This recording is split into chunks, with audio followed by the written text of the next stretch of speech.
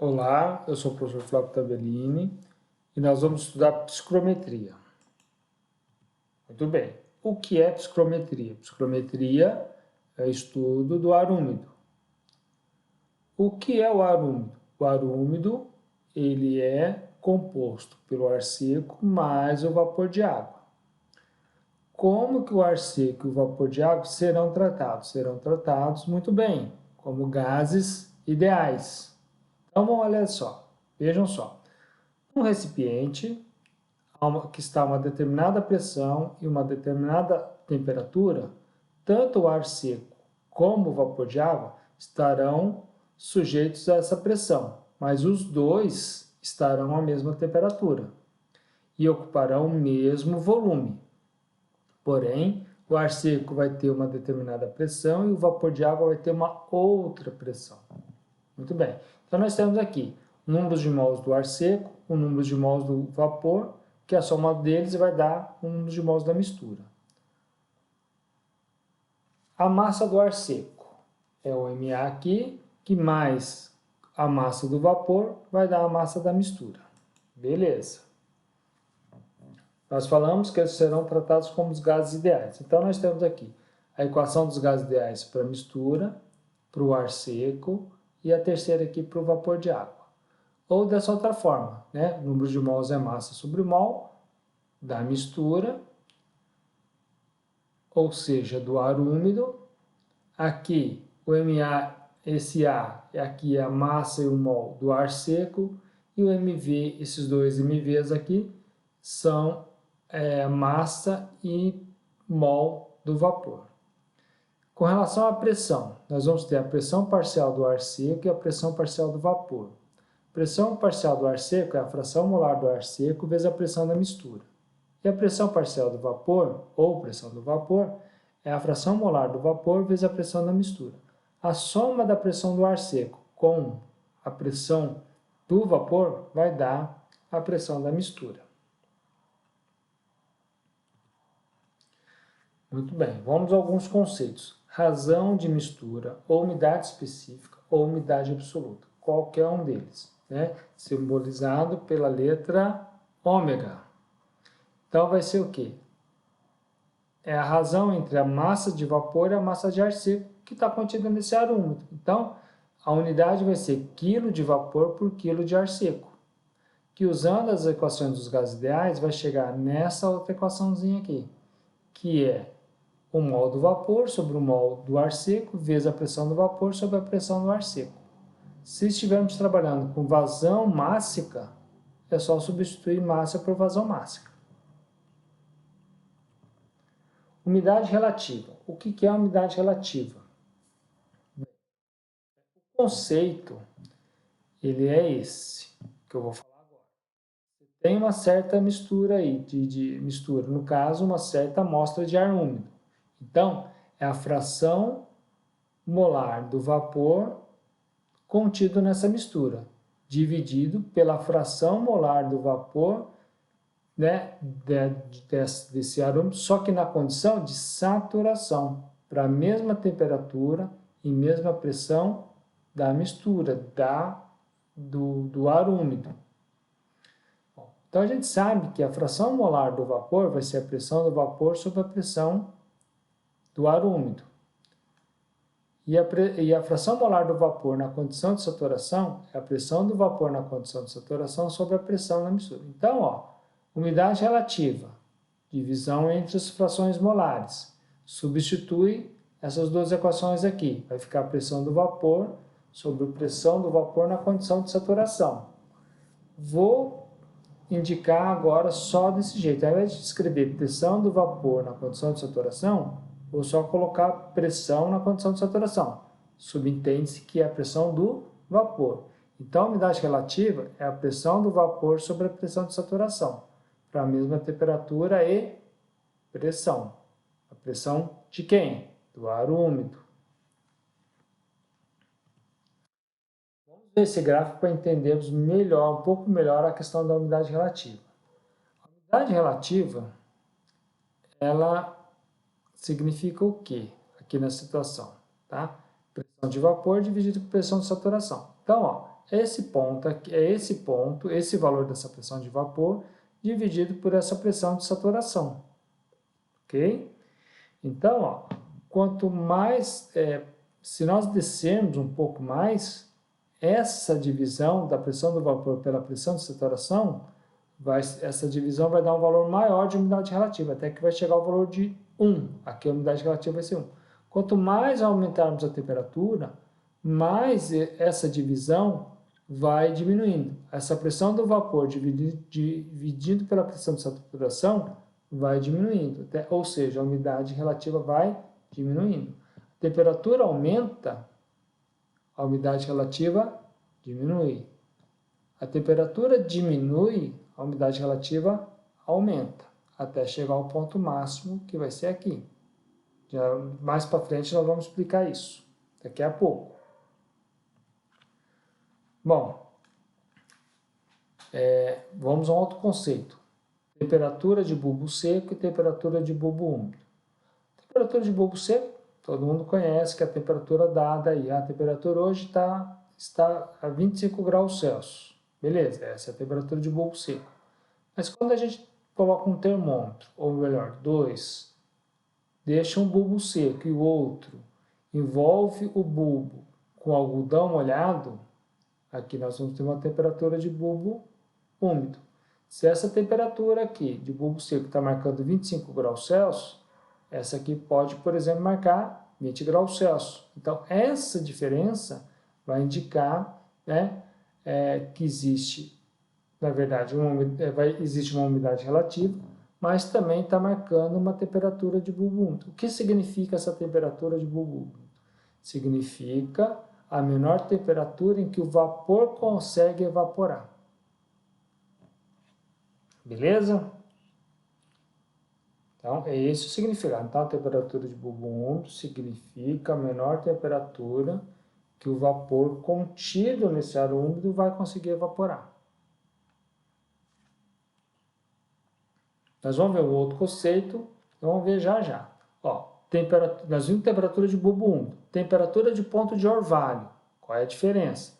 Temperatura de ponto de orvalho significa um processo de resfriamento, a pressão constante, é o ponto no qual o vapor começa a condensar. Então, ó, lembram lá que a gente mostrou o conceito de umidade relativa aqui no ponto 1. Por exemplo, dividir essa pressão do vapor pela pressão de saturação vai dar um valor. Por exemplo, umidade relativa igual a 40%. Se for resfriando até chegar nesse ponto PO, significa que a pressão de vapor na temperatura do ponto de orvalho vai ser igual à pressão de saturação da temperatura do ponto de orvalho. Ou seja, aqui a umidade relativa vale 1. Se a temperatura diminuir, a umidade relativa vai continuar 100%. Ela não vai alterar. E vai começar a formar cada vez mais condensado, ou seja, o vapor vai se transformar em líquido. Beleza? Muito bem.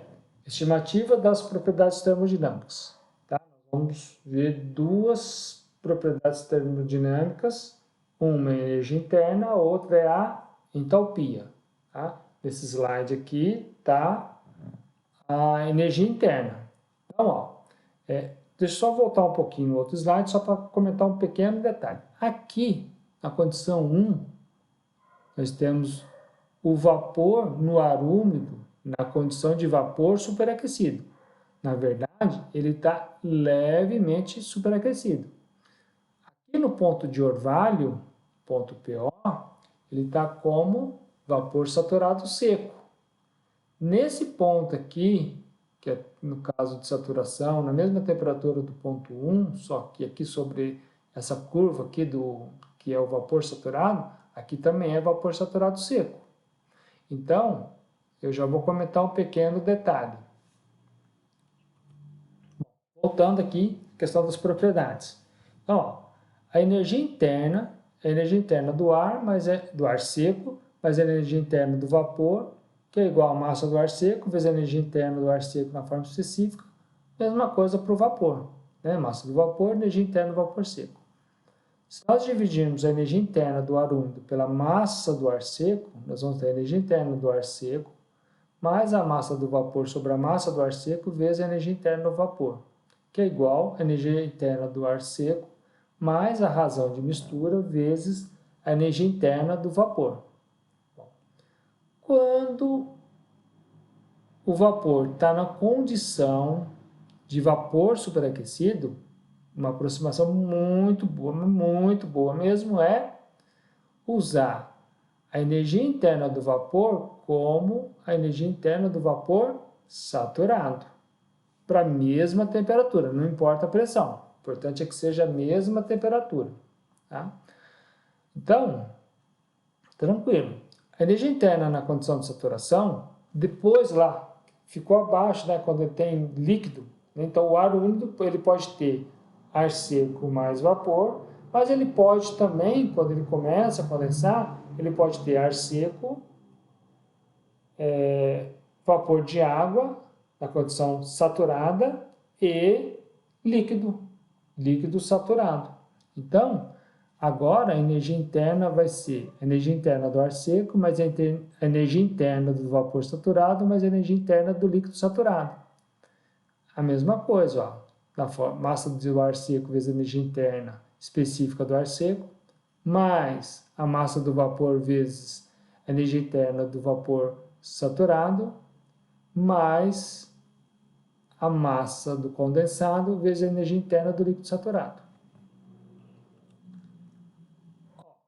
Essa próxima propriedade, entalpia, mesma coisa do slide anterior, tudo igual, só vai mudar o quê? De U para H. A contribuição de cada um na região do superaquecido, a mesma aproximação, nós faremos a mesma aproximação na condição de saturação. Vai ter ar seco, vai ter vapor saturado e vai ter líquido saturado. Beleza? Então, ó, nós vamos estudar dois tipos de resfriamento básicos. O resfriamento a pressão constante e o resfriamento a volume constante. No resfriamento a pressão constante, o que acontece? Nós temos uma condição inicial, o ar úmido está a uma temperatura T1, vai ter uma massa de ar seco na condição 1 e vai ter uma massa de vapor na condição 1 também.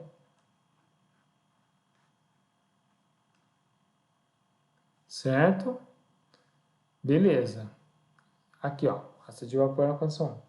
Quando é resfriado até uma temperatura T2, vamos supor que resfriou até nós termos líquido saturado ou condensado, a massa de ar seco continua a mesma. Por isso que está MA já. E a massa de vapor vai ser um MV2 na condição 2, ou seja, né, condição 2. E vai ter massa de líquido na condição 2. Notem que a massa de vapor na condição 2, mais a massa de líquido na condição 2, vai ser igual a massa de vapor na condição 1. Beleza? Isso que é importante, principalmente na hora de resolver o exercício. Essa dica vale ouro. Então, ó, resfriamento a pressão constante. Aqui nós estamos com um gráfico só do vapor. Por quê? Porque do ar seco não tem um gráfico desse tipo que tem uma curva de saturação. O ar seco vai continuar como gás. Como gás na condição 1, como gás na condição 2, né? Tranquilo. Vamos lá. Na condição 1, o vapor contido no ar úmido, ele é resfriado a pressão constante, ele chega até a temperatura de ponto de orvalho, tá? Depois a gente vai ver, nas próximas aulas, a gente vai ver como que a gente vai determinar essa temperatura de ponto de orvalho, é bem tranquilo. Vai continuar resfriando, então esse ar, o vapor, ele vai chegar a uma temperatura 2 e nessa condição ele vai estar saturado. Tá? Então, ó, nesse caso, quando ele já está saturado, a pressão do vapor é igual à pressão de saturação. E aí nós vamos ter o volume específico e todas as outras propriedades na condição de líquido saturado. Energia interna, entalpia e aqui também, na condição do vapor saturado. nós vamos ter as propriedades de energia interna e entalpia. Beleza?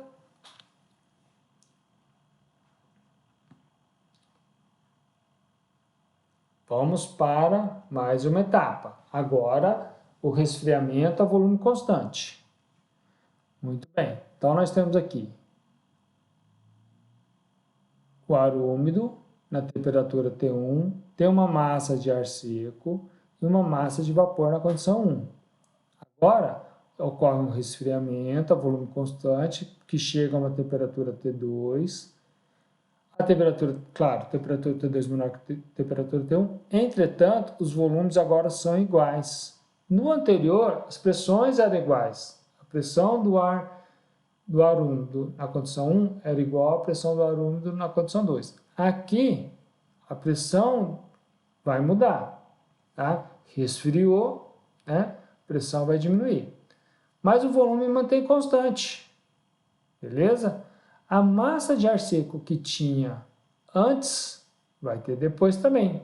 Só que, como agora tem líquido, mesma coisa.